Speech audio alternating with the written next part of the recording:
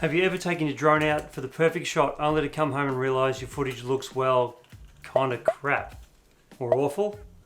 Blurry shots, choppy footage, or just not as epic as you thought? But don't worry, today I'm going to save you from making the 5 biggest mistakes beginner drone photographers make and show you exactly how to fix them. Trust me, once you stop doing these, your drone shots will go from to mind-blowing in no time. Let's get into it. Alright, mistake number 1 is flying too high. It's very tempting to send your drone way up there for a cool aerial view, but here's the thing, when everything in your shot looks tiny, your subjects sort of get lost. And the fix? Fly with purpose. Instead of always going higher, try flying lower and closer to your subject. Maybe follow a moving car or glide over a river or reveal a scene dramatically. Just stay connected to the action and your shots will instantly feel more cinematic. Mistake number 2 is treating sports mode like it's your default setting. And I get it, flying fast is fun, but sports mode disables sensors and smooth movements, which can turn your footage into an unwatchable shaky mess. Instead, switch to cine mode or manually adjust your settings to slow down your movements. Smooth, controlled shots always look more professional than jerky, fast ones. Next up is bad lighting. If you're shooting in the middle of the day with harsh sunlight,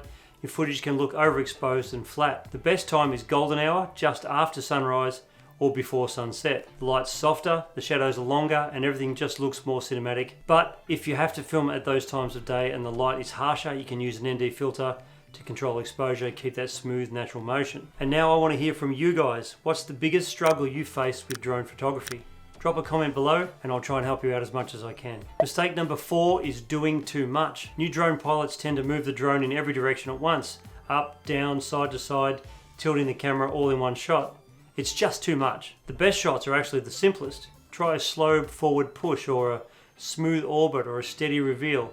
Let the scene do the work and your shots will instantly look more professional. Now, if you're currently thinking about getting a drone but aren't sure where to start, well, I have a free gift for you that gives you 49 drone tips for beginners, which covers what features to look for, safety regulations, and a whole bunch of essential information.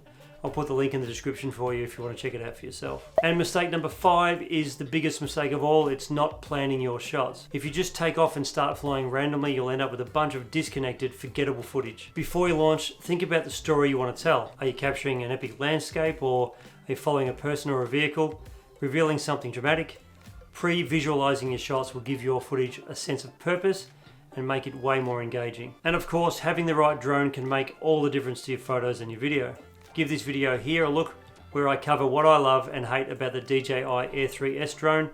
Give that a watch and get out there and start capturing something epic. See you later.